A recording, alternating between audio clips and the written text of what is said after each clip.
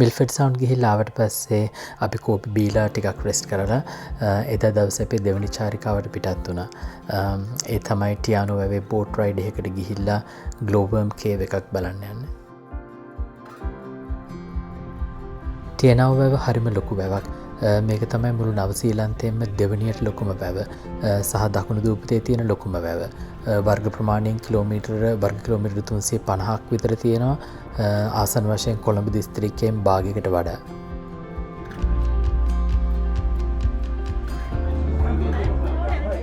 අපි real New Zealand cruise එකට check-in වෙලා මර්කන්ඩයිස් බල හිටියා. අපි ඊට පස්සේ ඩෙක් එකට ගිහිල්ලා බෝට්ටුව යනකම් ඉර බහින්න හැටි බලාගෙන හිටියා.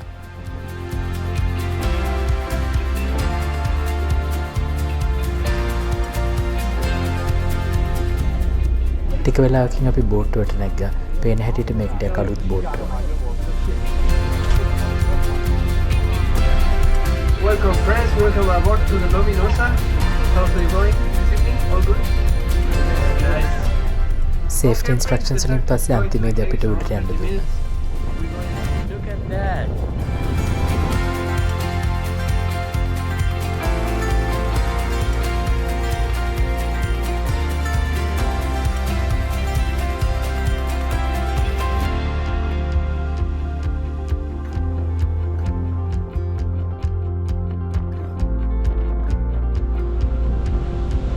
Lake Te Anau is the fifth deepest lake in New Zealand. The average depth is around 220 meters and the deepest part is 470 meters. වර්ග ප්‍රමාණයෙන් විශාලයි වගේම මේක ඉතාමත් ගැඹුරු වැවක්.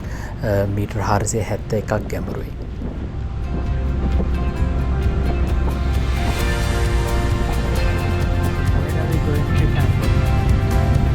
Global cave.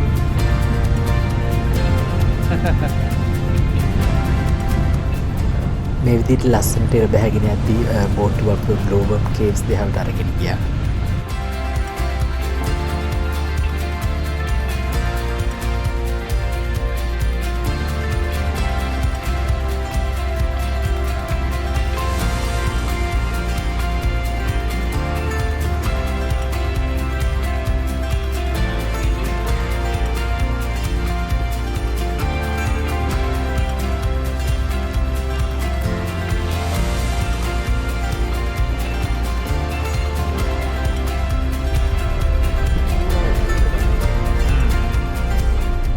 විනාඩි 30ක විතර බෝට් රයිඩ් එකකට පස්සේ අපි ග්ලෝබල් කේව්ස් ගාවට ආවා. බෝටෙන් බැස්සට පස්සේ කැලෑ වැස්සෙන් පොඩි අඩිපාරක් දිගේ ඉන්ෆර්මේෂන් සෙන්ටර් එක ගාවට යන්න ඕනේ. එතන බ්‍රීෆින් එකක් තියලා ඊට පස්සේ තමයි කේව්ස් වලට එක්කගෙන යන්නේ ඒගොල්ලෝ. You guys have made that great journey all the way from Te Anau base and you've made all the way over to here. Now we're in Te Anau, we've left that and we're in the Tunnel Burn Resurgence. That's that river that you guys walked over. That river streams down from Lake Bell. Lake Bell is at the top of these Murchison Mountains. It's the Aurora entrance. This entrance is meant to be that big that you can fit a 747 aeroplane inside of it, so it's very big. There's lots of green moss that grows on and it glows nice and green when the light hits it right. Our other entrance is the knee wrecker. It's called the knee wrecker for a reason. It's crawling 45 minutes over hard stones and pebbles. The tunnel is so tight that you cannot bring your elbows from your side up under you. And this section is its tail, okay? So that section is the glow that you guys will see. All the chemicals made for that glow are produced in the stomach, such as luciferin, luciferase, ATP. It gets sent down to the tail. They'll take in oxygen, which oxygenates that chemical reaction and makes it glow. So here is our glowworm, and they're making these fishing lines. So that's to catch their prey. What's happening? This is a sped up version. We've got our glowworm and he's making the fishing lines. Basically what happens is he produces a silk line and then vomits water bacteria and basically whatever it's inside of its stomach to produce these lines. And then he turns on his tail to attract his prey. As you can see, it seems like quite a fast process, but like I said, this is sped up. Usually it takes about 30 to 40 minutes to produce one line, and each glowworm can have about 20 to 40 lines. Here we have another one of our glowworm friends, and he's about to catch a meal. Yay! Everyone's super happy because that's one less sandfly to bite us. This sandfly is only about 1 to 2 days worth of food, so it's not super substantial. However, this glowworm got a lot luckier and got itself a big, juicy moth. The only problem is that the glowworm has a tiny little head and a tiny little mouth. So the moth has a really hard exoskeleton.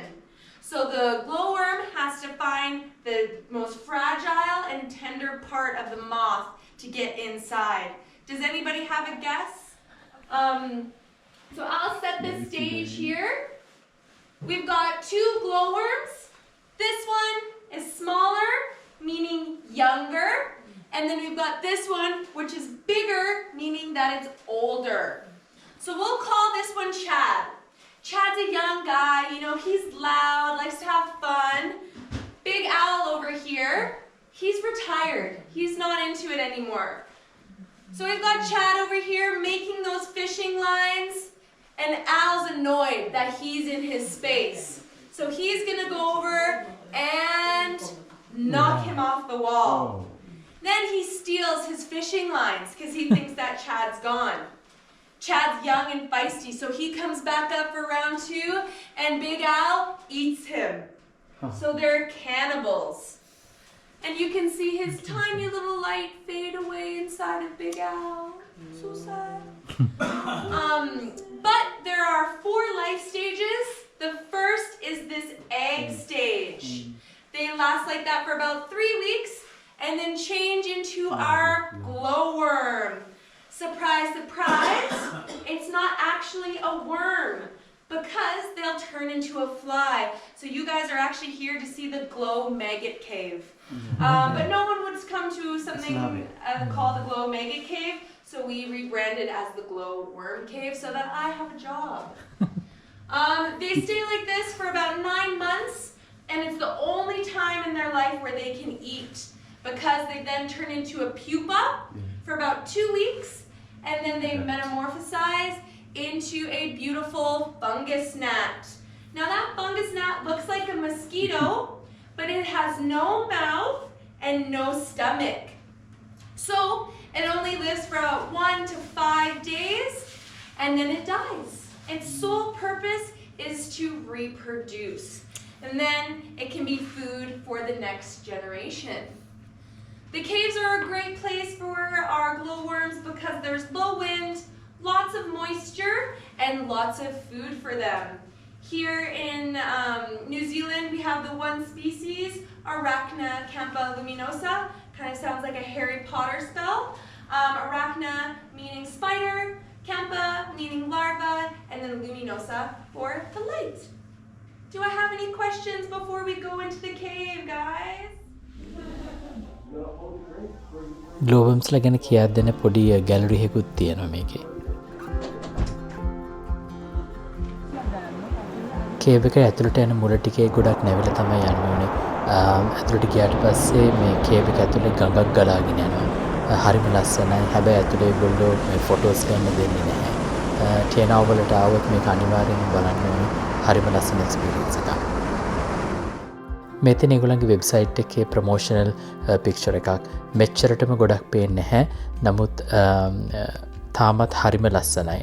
පොඩි පොඩි LED light දාලා වගේ සීලින් එකේ ඝන කළුවරේ මේක පේනකොට ඔක්කොම නිශ්ශබ්දයි, කළුවරයි, මේ විදිහට උඩ ලයිට් වගේ පොඩි පොඩියට පේනවා. හරිම ලස්සනයි. පැක් විතර ගුහාවේ ඉඳලා එළියට එනකොට හොඳටම කරවල වැටිලා මුලින් හිතන් හිටියේ බෝට් උඩට වෙලා අහස දිහා තරු දිහා බලාගෙන යන්න. නමුත් සීතල වැඩි වලාකුළුයි ඒක නිසා ඇතුළට වෙලා ගියා. It's cloudy.